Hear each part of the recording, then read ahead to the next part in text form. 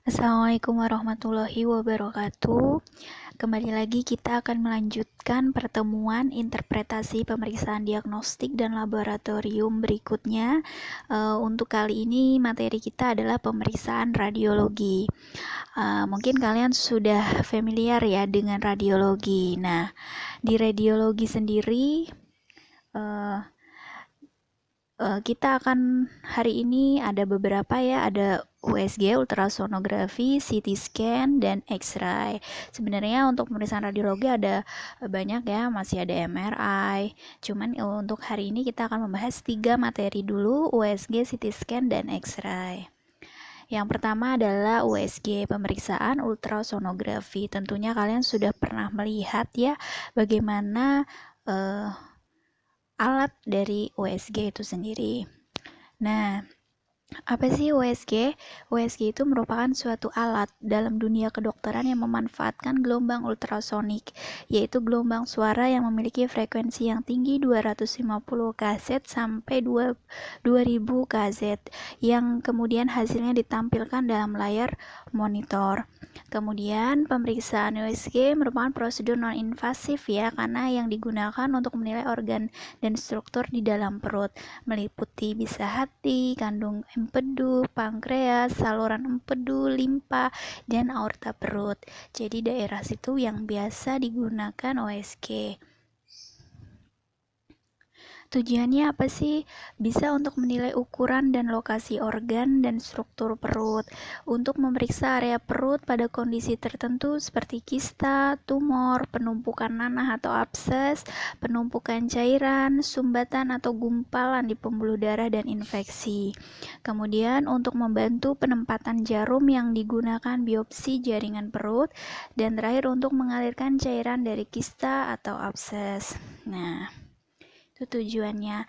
Prinsip kerja dari USG di sini yang pertama, gelombang tersebut akan diterima transducer ya, kemudian gelombang tersebut akan diproses dalam komputer sehingga akan bentuknya akan ada tampilan gambar yang bisa terlihat di layar monitor. Transducer yang digunakan terdiri dari transducer penghasil gambar 2 dimensi atau 3 dimensi. Nah, USG sendiri di dunia medis digunakan bisa pada kardiologi, yaitu jantung ya, endokrin, gastro, ginekologi, obstetrik, urologi, intravaskular ultrasound, dan kontrak enhanced ultrasound. Jadi USG di dunia ini di dunia kedokteran bisa baik itu dari dokter kardiologi, bagian pencernaan, bagian endokrin ya, bagian urologi, tapi yang sering sekali untuk USG digunakan untuk obstetrik ya. Nah, untuk persiapan prosedur USG-nya, USG perut dapat dilakukan pada pasien rawat jalan maupun pada masa perawatan di rumah sakit. Kemudian yang pertama, jelaskan mengenai prosedur yang akan dijalani pasien. Instruksikan pasien untuk melakukan puasa makan minimal 6 jam sebelum prosedur dijalankan. Ini biasanya USG yang dalam ya, USG untuk melihat ada atau tidaknya sumbatan. Kemudian pasien tetap boleh mengkonsumsi obat-obatan dengan air mineral.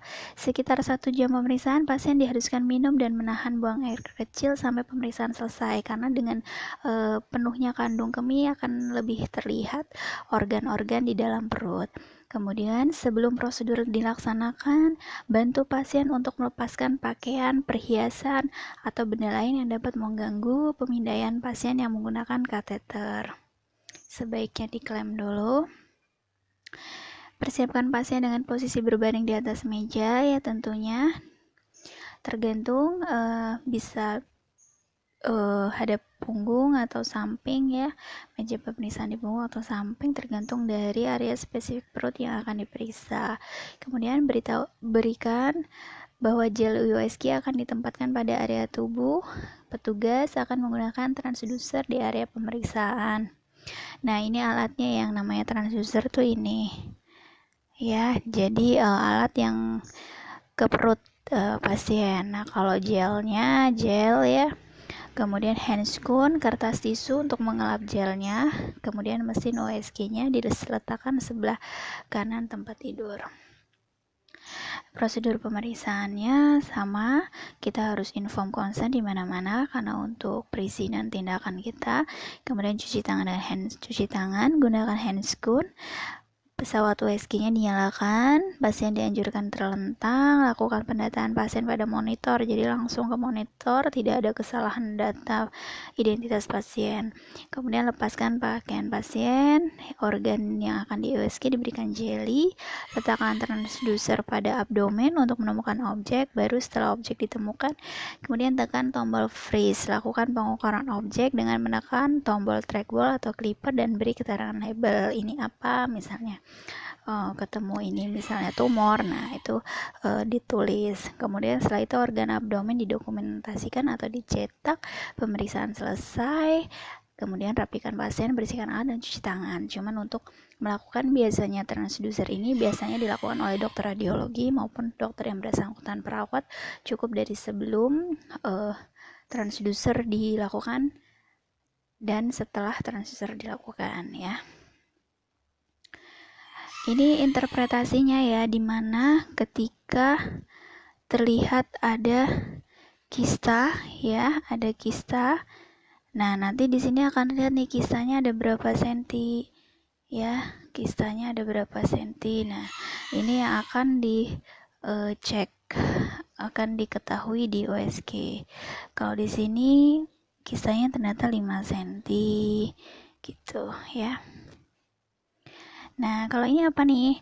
Nah, ini USG yang sudah ini masih 2 dimensi sepertinya. Udah ada bayi ya di dalam perut. Kemudian kehamilan ektopik nih, dia kehamilan yang memang ada ininya, janinnya cuman tidak berkembang. Jadi inilah namanya kehamilan ektopik. Kemudian USG ginjal, nah itu ginjalnya terlihat ya.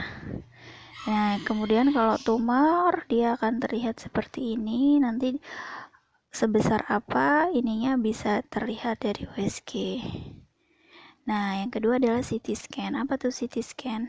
Nah, CT scan itu computerized tomography scan. Bedanya kalau tadi USG menggunakan gelombang radio untuk menampilkan gambar, kalau ini adalah dari sinar X ya, yang akan ditampilkan juga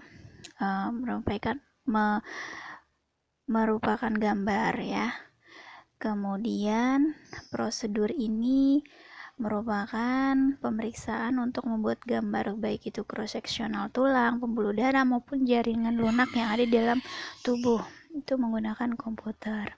Tujuannya apa sih? Bisa untuk mendiagnosis gangguan tulang seperti tumor, tulang dan fraktur, menentukan lokasi tumor, infeksi atau gumulan darah sebagai bagian dari prosedur seperti operasi, biopsi, dan terapi radiasi, mendeteksi dan memantau kondisi penyakit seperti kanker, penyakit jantung, nodul paru, dan masa hati, memantau efektivitas perawatan tertentu seperti pengobatan kanker, dan mendeteksi cedera internal atau perdarahan internal.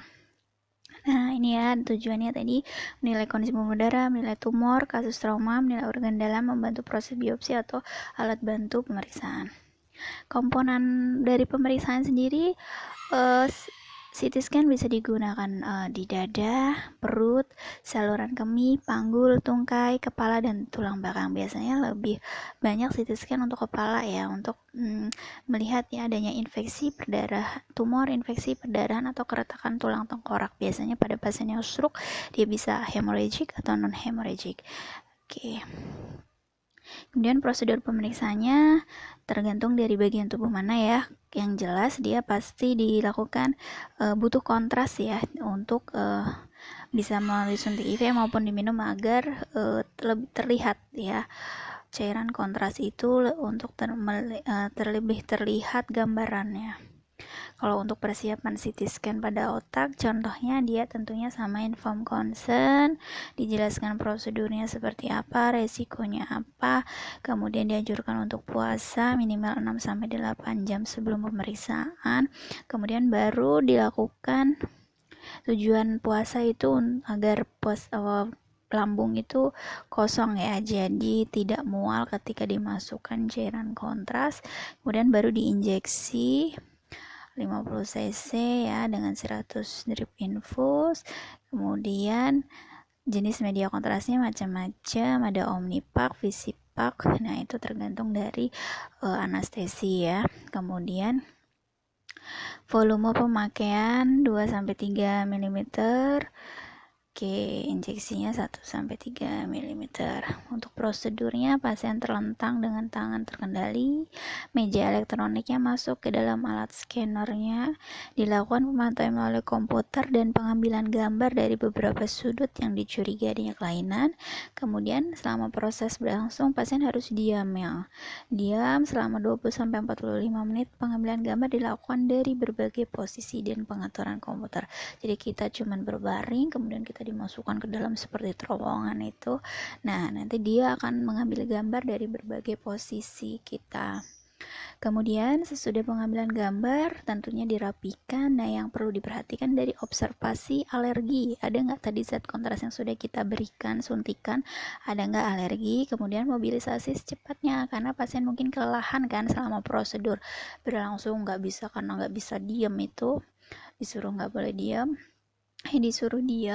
nggak boleh gerak. Nah, jadinya mungkin kelelahan. Nah, itu kita perlu mobilisasi miring kanan miring kiri. Kemudian ukur intake dan output ya. Kemudian tindak lanjut dari pemberian zat kontras ini, biasanya eliminasinya selama 24 jam itu seperti apa biasanya akan cenderung oliguri atau kurang ya cairannya. Kemudian nilai normal pemeriksaannya. Nah, kalau dari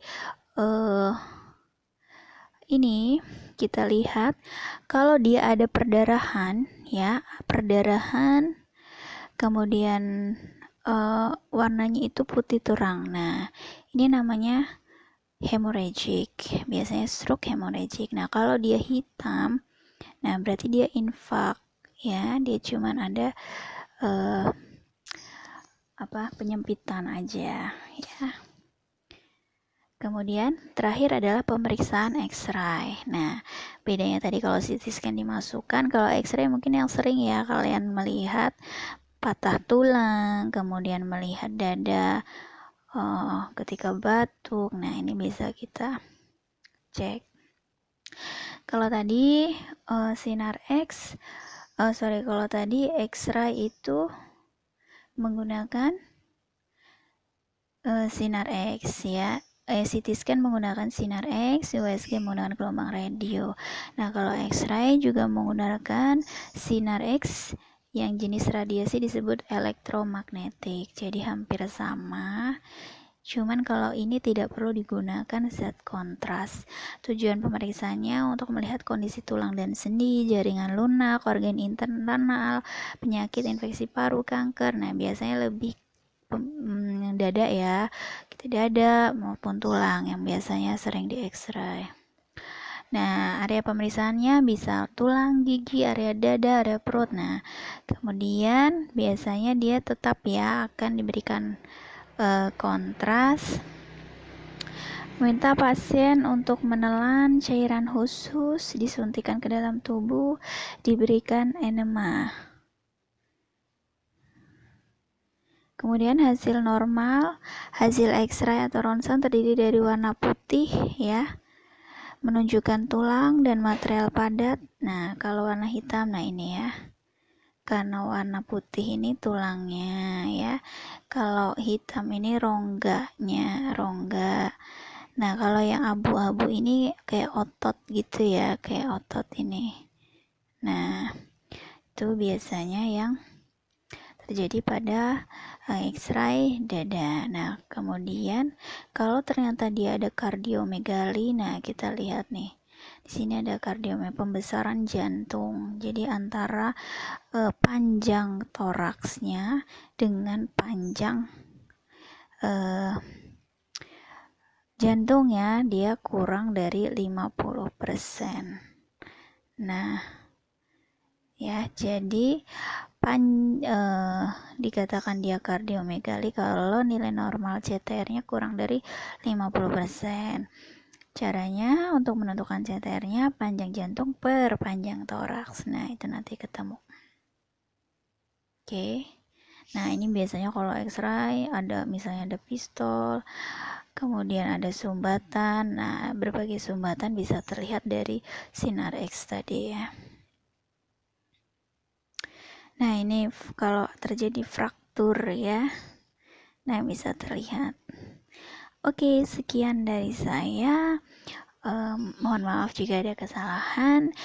Untuk lebih jelasnya bisa kalian komen di @link ya. Sekian dari saya. Wassalamualaikum warahmatullahi wabarakatuh.